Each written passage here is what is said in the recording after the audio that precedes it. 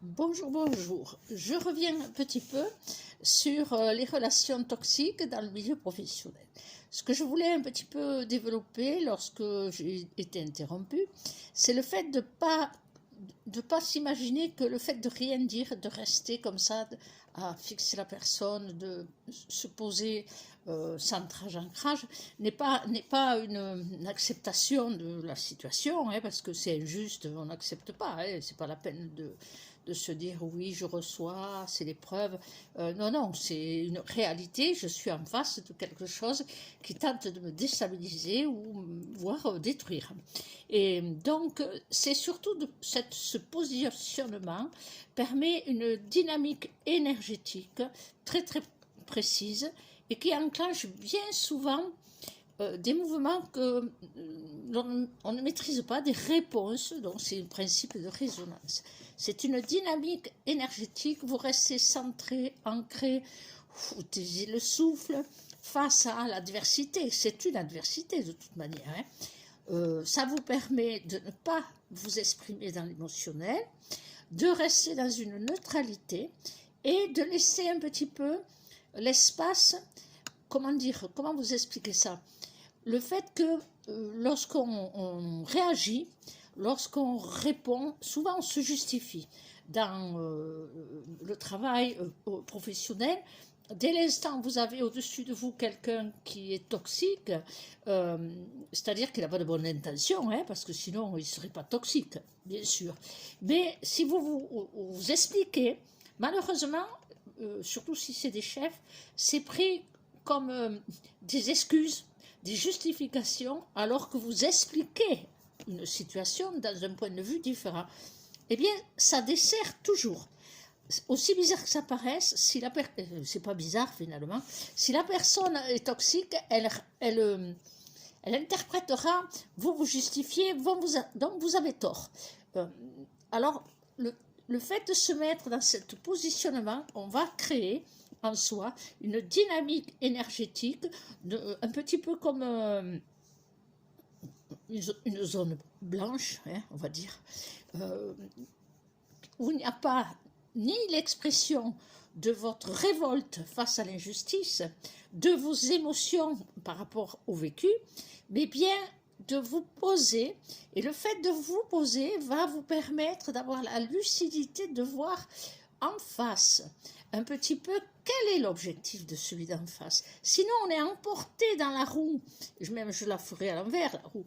On est emporté dans la roue de reproches, justifications, de la situation telle qu'elle est dans le heurt qu'il y a. Il faut bien qu'il y ait un sujet. Hein. Dans le professionnel, il y a toujours un sujet, une raison pour que ça se déclenche. Dans l'aspect relationnel, on peut très bien avoir, sans qu'il y ait une raison, une réaction très antipathique, mais bon, là, comme je vous ai dit, vous filez. Tandis que là, c'est le travail, c'est pas pareil. Donc, vous vous rendez compte, petit à petit, en restant dans ce positionnement, vous allez vous rendre compte que, eh bien, c'est tout simple, hein, votre énergie va se poser, vous allez vous sentir beaucoup plus serein. Si vous sentez que tout d'un coup vous vous énervez par rapport à ce que dit l'autre, un peu de respiration, oui, ça le montrait bien sûr. Hein. Hop, vous posez à nouveau vos énergies. Ainsi, vous ne faites pas le jeu de l'autre. Hein. Ça veut dire que quelque part, eh bien, vous êtes en attente. En attente. Si on vous dit, par exemple, alors, qu'est-ce que vous dites à cela? Vous posez les choses dans le fond et dans la forme. Alors, si le fond est réel, que le reproche est justifié, on va dire ce mot-là qui est bien énervant, qui est réel, et que c'est une erreur ou une inadvertance de votre part, vous le reconnaissez tout à fait humblement, vous dites « Ah, ça, je ne me suis pas rendu compte, j'ai fait une erreur. » Une erreur, on ne va pas vous tuer, normalement, hein, pour une erreur. L'autre peut se permettre d'aller encore plus haut, oui, mais vous comprenez, ça tati, tatata, et toujours très calmement, vous dites oui, oui, je l'entends. je l'entends, j'en tiens compte. Cependant, s'il y a un cependant, les données que je possédais à ce moment-là ne me permettaient pas de me rendre compte. Donc, ou alors tout simplement, vous avez fait vraiment une erreur.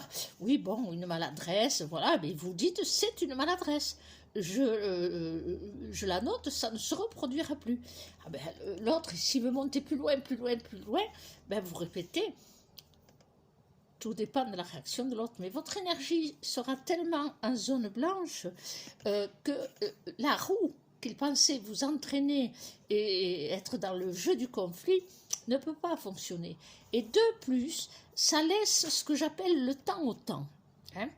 C'est-à-dire, face à une situation comme ça, eh bien, lorsqu'on se positionne dans cette dynamique énergétique, le temps, il peut jouer pour nous, c'est-à-dire on laisse le champ des possibles dès l'instant où on ne se laisse pas emporter dans les émotions négatives, qu'on ne se laisse pas emporter par la révolte de l'injustice, parce qu'on aura toute la vie des situations, donc il faut apprendre à les gérer.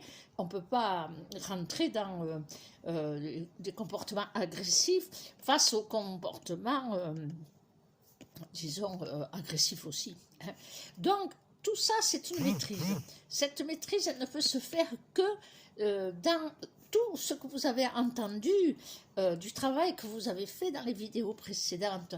C'est un petit travail tous les jours, au quotidien. S'observer d'abord, c'est le principal. Observer ses réactions émotionnelles, apprendre à les maîtriser, apprendre à les modérer, apprendre à les reconnaître aussi.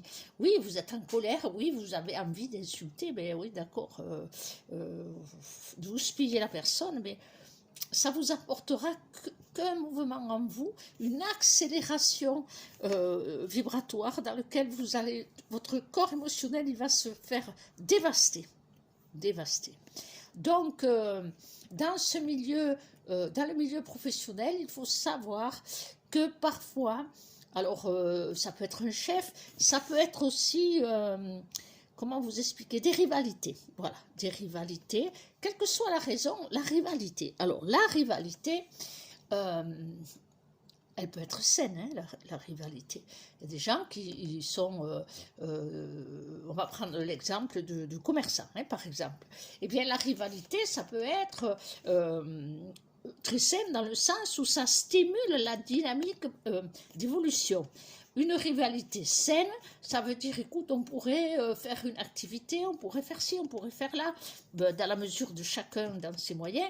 C'est une notion de rivalité, pas l'un contre l'autre, mais rivalité dynamique avec les impulsions d'évolution du lieu, de la rue, etc. Dans le cas de rivalité malsaine, et je pèse mes mots, puisque j'ai été commerçante assez dans ma jeunesse pour savoir avec stupéfaction, parce que quand on est jeune, on ne s'attend pas à ça, hein, à stupéfaction de voir que quelque part, on ne sait pas pourquoi, on dérange l'autre. Alors, il faut observer, pas se laisser emporter, observer et essayer de comprendre le pourquoi. Pourquoi l'autre rentre dans une rivalité malsaine? Ça peut aller très loin, hein, la médisance, la méchanceté, des manœuvres pas terribles, hein, on va dire ce mot-là, pour être gentil. Hein, c'est moche, hein, c'est vrai, c'est moche. Malheureusement, c'est le fait de se laisser emporter dans des émotions qui font qu'on leur donne le pouvoir sur nous. Il faut avoir une grande force en soi dans ces cas-là.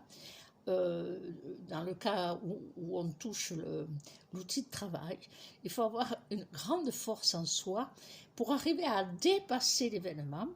Et à ce moment-là, on commence à avoir une lucidité foudroyante, j'ai pas d'autre mot, une lucidité foudroyante de voir que la compétition, la rivalité est malsaine.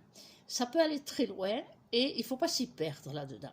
Donc aujourd'hui, la relation toxique dans le monde professionnel peut se situer autant dans la notion de hiérarchie, hein, c'est-à-dire celui qui est au-dessus de moi, qui est fort agressif. Et aussi, ça avait un peu disparu, fut des époques où les rivalités malsaines professionnelles, elles étaient assez fortes parce que tout le monde voulait être au-dessus de l'autre et travailler plus et être le centre d'intérêt des clients.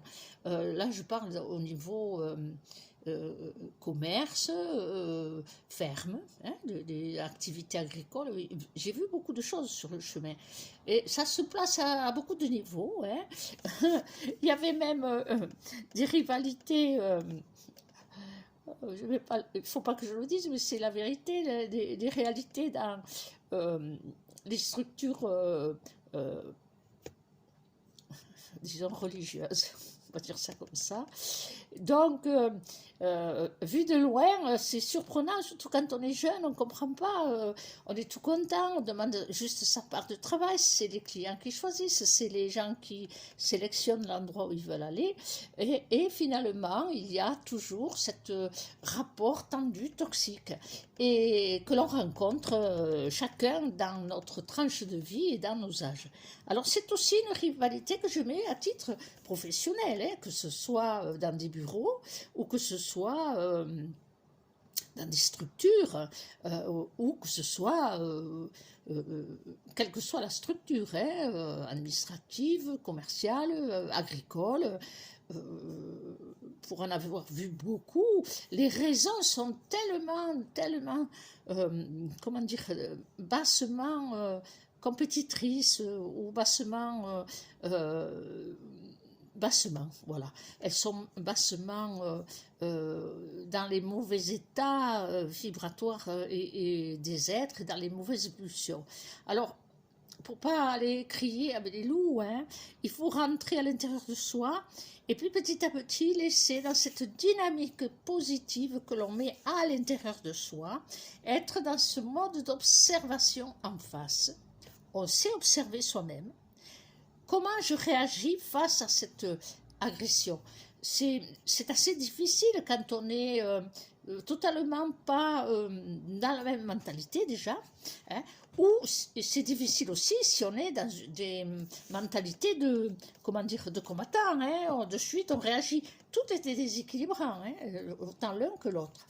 Alors, gardez cette position, non pas de soumission à la situation, ni d'acceptation, de stand-by. Et ce stand-by à l'intérieur, il va permettre d'ouvrir le champ des possibles.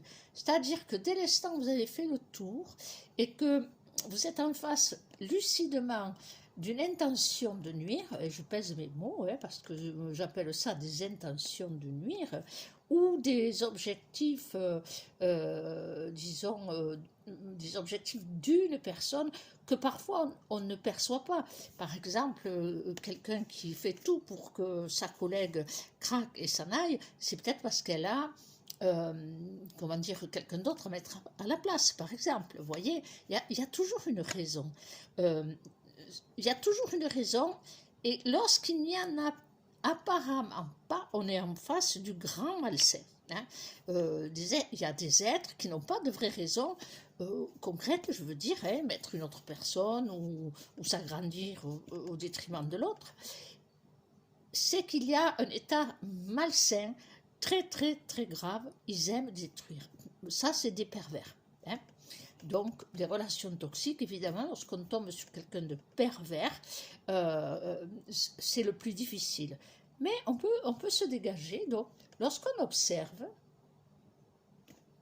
eh bien, on arrive à poser en soi cette énergie qui ne crée pas de réaction, puisque vous n'émettez rien, que vous êtes au maximum de l'état de zone blanche, eh bien vous allez vous rendre compte que l'autre en face, il y a des réactions qui se démultiplient. Parfois, ça m'est arrivé, parfois la vie est généreuse, c'est pour ça que je dis on laisse le temps au temps, et je me souviens quand j'étais jeune et que nous avions créé un restaurant pizzeria, moi j'étais Vous savez, quand vous êtes jeune, vive la vie, quoi. On ne voit pas le tordu, hein. Surtout quand on a eu une éducation qui ne favorise pas de critiquer, hein, tout le monde. Ça, les enfants subissent aussi ce que les parents imprègnent. Ne l'oublions pas. Et donc, j'avais été surpris un jour d'une personne qui est venue consommer, un monsieur, et à la fin, il m'a dit textuellement: j'ai tellement entendu parler de mal de votre commerce que je suis venu par curiosité voir, et c'est fort sympathique, et on y mange très bien. Et juste, je tiens à vous le dire, que vous sachiez que vous avez des gens pas très sympas autour. Ça avait été une grande surprise. Eh bien, la raison pour laquelle, là où les personnes dénigraient ou essayaient de casser l'élan du travail, de ce qu'on venait d'ouvrir, ça leur appartient. Ça leur appartient. Je n'ai pas changé de voie. J'ai continué à être celle que j'étais et donner ce qu'il y avait à donner et la qualité que nous donnions. Donc, au bout d'un moment, ça s'use. Parfois, ça va très loin. Donc, les relations toxiques professionnelles, il faut vraiment garder son sang-froid, s'observer et puis laisser un petit peu mûrir en soi. Les réponses qu'on va pouvoir apporter, si c'est dans le mode professionnel, un chef et qui vous fait des remontrances ou qui essaie de vous coincer, eh bien, ça va permettre de ne pas être emporté et d'avoir une belle analyse intérieure de comment présenter la chose une fois que l'autre il aura parlé. Parce que l'astuce des personnes toxiques, c'est de vous amener, vous, à vous exprimer, pensant que vous allez vous débattre, expliquer. Là, vous vous noyez. Donc, vous restez, vous dites oui, vous dites oui, vous savez pourquoi vous venez. Écoutez, oui, j'ai plusieurs idées, mais je ne vais pas en choisir. Dites-moi vous. Voilà. Et essayez d'éviter si vous ne pouvez pas faire autrement. Donc, tranquillement. À partir de là, vous allez pouvoir vous exprimer beaucoup plus lucidement dans ce que j'appelle le fond et la forme. Le fond, ma foi, c'est l'événement. Il y a quelque chose de concret. La forme, c'est la manière de dire les choses. Donc, à partir du moment où vous parlez calmement, tranquillement, il y a dans votre tête vous dire non, on ne va pas me tuer pour ça.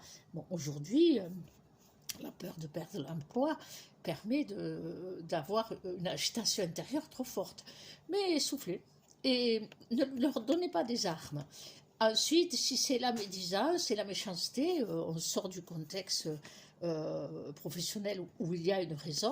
La médisance et la méchanceté, eh bien, face à ça, c'est la neutralité.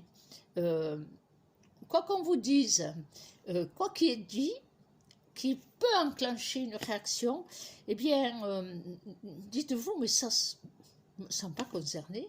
Je les plains, quoi. Je ne sais pas qui le dit, parce qu'il y a toujours un rapporteur, hein. On m'a dit que, voilà. Eh bien, essayez de rester dans cette zone blanche, hein, énergétique, et ça met en place cette dynamique positive qui va pouvoir... les choses se manifestent et se trahissent d'elles-mêmes. À partir de là, vous savez le pourquoi ou le comment, et à partir de là, votre analyse de la situation va changer et votre manière de l'exprimer va changer. Ce sont des petites habitudes énergétiques qui font traverser la vie, et j'en suis le témoin, qui ont fait traverser la vie chaque fois qu'il y avait une injustice. Je ne me suis jamais battue contre les injustices, je les ai affrontées, regardées en profondeur, chercher au fond de moi, est-ce que j'avais créé cette situation ou être, favoriser, fait un impair, une maladresse. J'ai d'abord fait le bilan. Une fois que j'ai fait le bilan et que quelque part Eh ben non, j'ai rien trouvé. Je me souviens, et je vais vous expliquer, j'avais l'habitude d'aller boire le petit café dans un café, et, et tout d'un coup, il y a un groupe, puisque c'était plusieurs personnes, ils se sont mis à qui je n'étais pas en relation, mais bonjour, les petites villes sont des villages, hein, on se connaît plus ou moins. Bonjour, au revoir, très poli, et là tout d'un coup, plus rien. Et des rires contre moi. Je comprenais bien qu'ils parlaient de moi. Je me suis posé la question, alors, donc, un groupe de gens qui se retournent contre vous, vous ne savez pas pourquoi. Imaginez la scène. Donc, j'ai réfléchi, j'ai cherché, je n'avais pas fait d'impair, je n'avais pas été incorrecte, donc je me suis dit, ça leur appartient. Et puis ça continuait assez intensément. Alors là, bien sûr, c'était au niveau de la malveillance, ça se sentait. Mais j'ai dit, beaucoup seraient partis. Ah non, non, non, non. Je n'ai pas de tort, donc je reste, je bois mon café comme tous les jours. Puis comme ça grossit, et puis que c'était rieur publique, hein, on va dire, c'est pas... Alors vous savez ce que j'ai fait? J'ai pris ma Bible et je suis allée m'asseoir boire mon café en lisant ma Bible. Voilà, comme ça, je les enquiquinais bien. Apparemment, la moquerie s'est intensifiée. Et puis, un jour, toujours pareil, tranquille en train de lire, il y a une des dames du groupe qui est venue s'asseoir, me dire, Nelly, je voudrais vous parler. Oui. Eh bien, vous avez vu qu'on vous bat froid. Oui, et un peu plus même, je fais un rien. Elle me dit, écoutez, c'est mon mari, il m'a dit, écoute, Nelly n'a pas l'air perturbée. C'est vous qui devenez ridicule, tu devrais aller lui parler.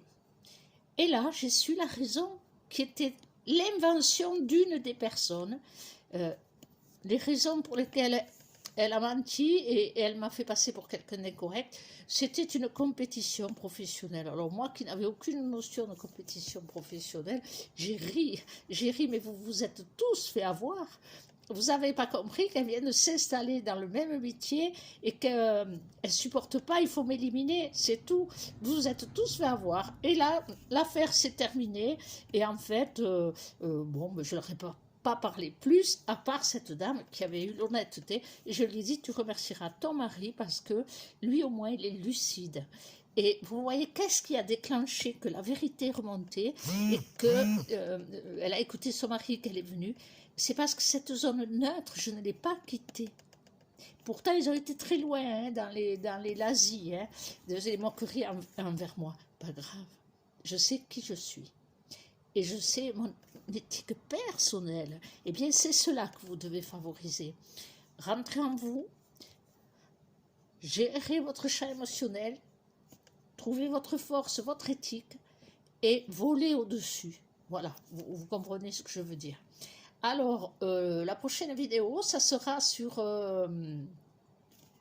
les relations toxiques spirituelles. Pour le moment, je sens que c'est pas encore dans ma tête tout à fait organisé, parce que ça part dans beaucoup de sens, il y a beaucoup de paramètres différents à ces relations toxiques spirituelles. Donc on verra, ça va s'assembler. Comme vous le savez, je prépare rien, c'est spontané, et allez où allez hop, tant que ça vient, dès que ça vient, voilà, je vous dis ce qui passe par la tête. Bien sûr, je vous rappelle, tatak, le pouce, abonnez-vous, révisez les vidéos, vous allez voir que plus vous les révisez, plus vous les écoutez, et plus cela vibre en vous, et plus vos corps d'énergie y répondent, et créent quelque chose de différent dans votre vision du monde. Qu'est-ce que je voulais vous dire d'autre? Oui, il y a le salon d'Asson, pour ceux qui sont du 64, il y a le salon d'Asson, où ça va être sympa comme tout, dans lequel je présenterai le livre et quelques toiles. Et ah oui, il y en a une qui est très belle, qui est née il n'y a pas longtemps, il faut que je vous la photographie. Alors donc, vous ne laissez pas emporter, hein? Surtout gardez votre équilibre. Utilisez le souffle, le chant, la prière, tout ce que vous pouvez comme outil, mais travaillez à ne pas vous laisser emporter dans une roue d'agitation et la vie peut répondre. Le principe énergétique, c'est que plus on est aligné, plus les champs des possibles peuvent se manifester. Ne l'oubliez jamais. À tout bientôt.